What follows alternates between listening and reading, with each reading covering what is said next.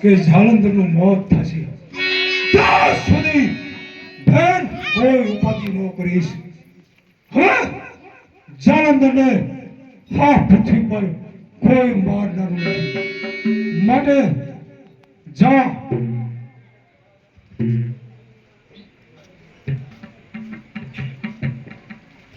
અરે બેન, જાતા પહેલા મારા શબ્દો સાંભળી દેજે. હવે પછી એ કાર્યને મારા સામે ન મોકલતી. એક વખત તો મેં એને જીવતો જવા દીધો છે, પણ આખરે નહીં જવા દઉં. જા, સમજાવી દેજે એને. અરે ભલેથી વીરા, હવે મને શાંતિ થઈ છે.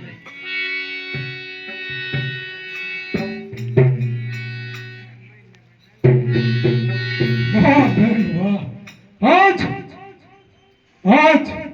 બેન હતી એટલે મેં તને જણાવ્યું, નહીતર હું કોઈને ના કહે.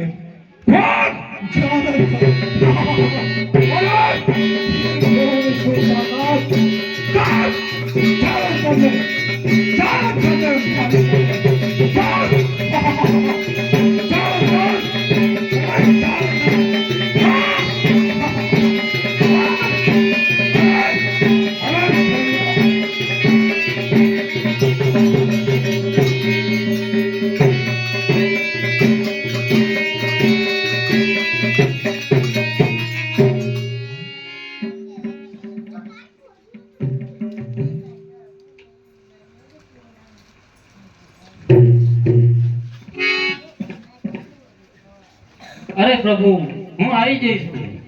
અરે આવો લક્ષ્મીજી, આવો. તમે તમારા ભાઈના મોતનું કારણ જાણીને આવ્યા? અરે હા, તો સાંભળો તમે. મારા ભાભી વરુણના રહ્યા એ પતિવતા ધર્મ પાળે છે. જે કોઈ પતિવતા ધર્મ ચૂકાવશે તો જ મારા ભાઈનું મૃત્યુ થાય છે. અને હા, એમના ગળામાં પુષ્પની માળા છે. જેમ જેમ પતિવતા ધર્મ ચૂકશે તેમ તેમ પુષ્પની માળા ચૂકાતી જાય છે. અરે ભલેથી લક્ષ્મીજી.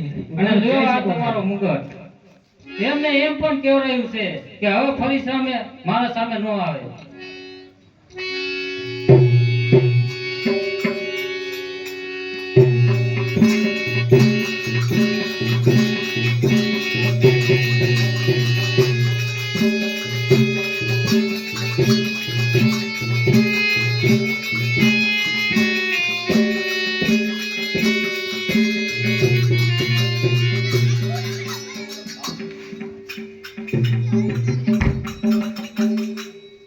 કેમ ભોળાનાથ? અરે કેમ ઇન્દ્રદેવ? વિષ્ણુદેવને આપણે કીધું છે કે તમારા ઘરેથી જે લક્ષ્મીજી ગયા તેમને આપણે જાલંધરનું મોત જાણવા નીકળ્યા છે, તો હજી વિષ્ણુદેવ નથી આવ્યા. આવતા જણાય છે.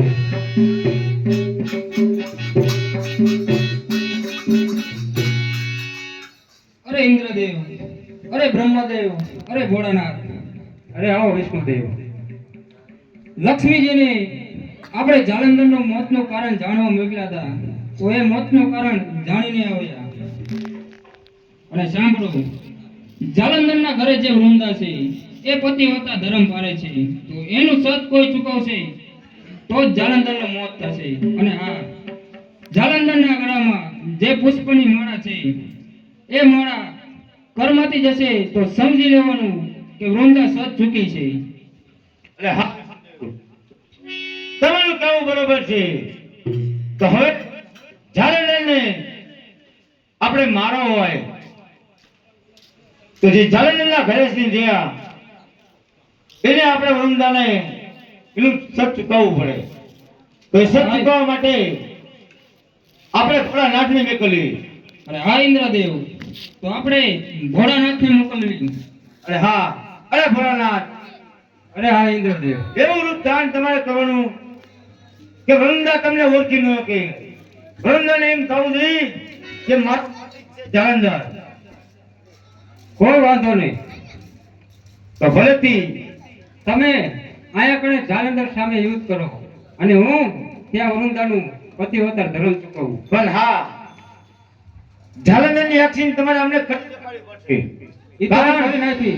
ના લખે તમને ઓળખી જાય છે.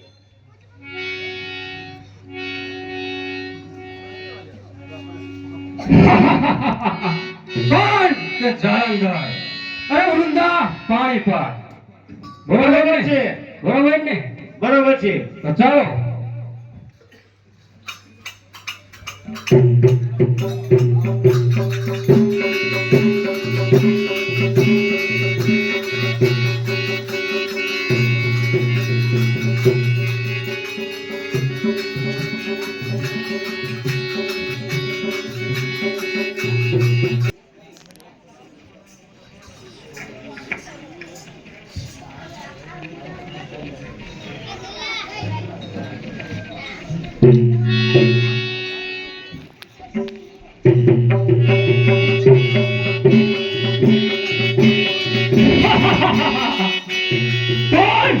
જાલંધર અરે વૃંદા પાણી પા.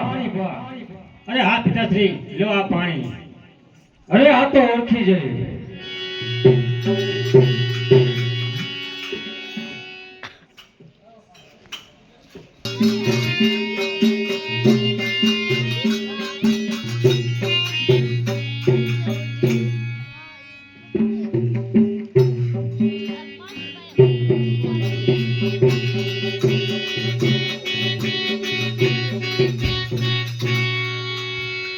અરે ઇન્દ્રદેવ, અરે વિષ્ણુદેવ, અરે બ્રહ્માદેવ, આવો ભોળાનાથ આવો.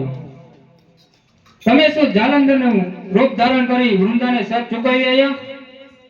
અરે નહીં વિષ્ણુદેવ, એ મને ઓળખી જાય. એવું એમ ભોળાનાથ? હા. અરે ઇન્દ્રદેવ, હા વિષ્ણુદેવ. તો હવે આપણામાંથી કોણ જશે વૃંદાનું સત ચૂકવવા? અરે વિષ્ણુદેવ હવે તમે જ જાઓ. જાલંધરનું એવું રૂપ ધારણ કરો કે વૃંદા તમને ઓળખી લે. ભલે છે ઇન્દ્રદેવ, તો હું અત્યારે જ જાઉં છું જાલંધરનું સ્વરૂપ ધારણ કરી, અને હું વૃંદાનું સત ચૂકવું છું, અને તમે ત્રણેય જાલંધર સાથે યુદ્ધ કરો. ભલે તે વિષ્ણુદેવ.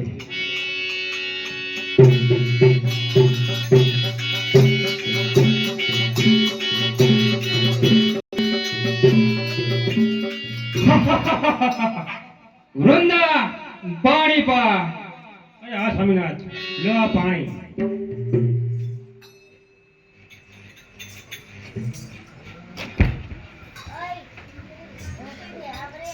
અરે વૃંદા, અરે હા સ્વામિનાથ આજે હોળીનો દિવસ છે, તો ચાલો આપણે હોળી રમીએ.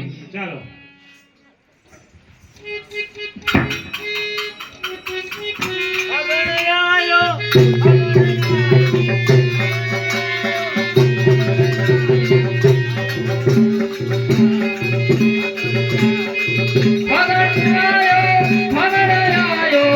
આયો હોળીનો દિવસ યાર, ફાગણ આયો.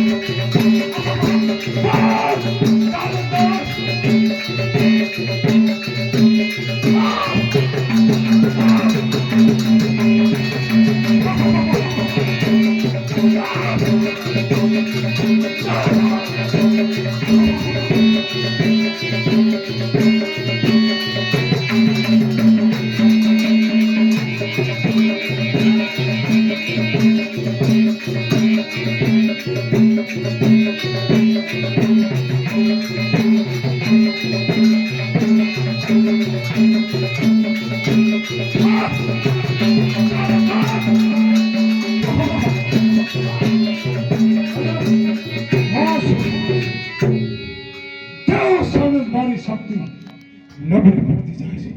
અરે પુષ્પની માળા પણ કરમાં રહે છે. નકાય વૃંદા સજ ચૂકી જાય પણ કોણ જાલંધર. અરે ભલે સામે દેવા હોય જાલંધરનું મસ્તક કપી જાય પણ ઝૂકે નહીં.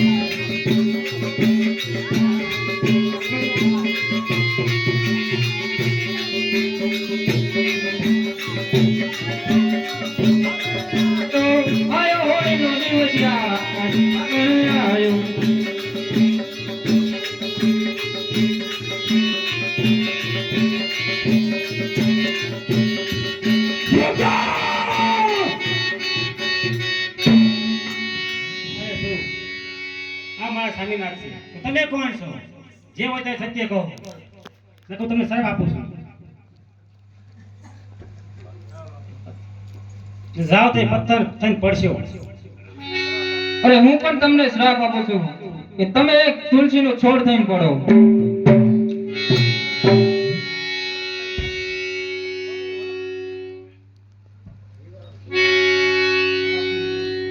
અરે હા, હું તમારા શ્રાપ ન કરો. અરે હા, હું મારા શ્રાપનું નિવારણ કરું છું. જ્યાં સુધી મારા થાળમાં તુલસીનો પાન ન હોય ત્યાં સુધી મારા સુધી થાળ નહીં પહોંચે. હું પણ મારા શ્રાપનું નિવારણ કરું છું કે તમે સારી કામ થઈને પૂજા કરો. આ મારું શ્રાપનું નિવારણ છે.